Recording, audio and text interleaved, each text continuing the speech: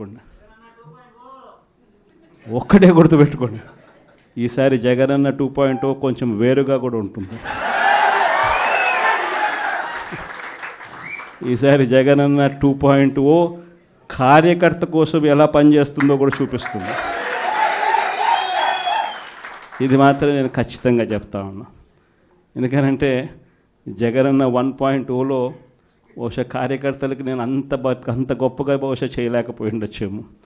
ప్రతి పథకము ప్రతి విషయంలోనూ కూడా మొట్టమొదటిగా ప్రజలే గుర్తుకొచ్చారు. ప్రజలకు మంచి చేయడం కోసమే నా టైం కేటాయించా, నా తాపత్రయపడ్డా, ప్రతి విషయంలోనూ దానికోసమే అడుగులు వేశా.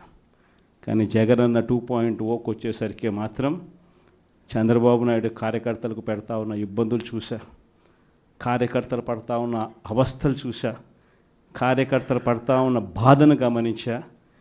వీళ్ళ కోసం గట్టిగా మీ జగనన్న ఉంటాడని సందర్భంగా గట్టిగా చెప్తాను.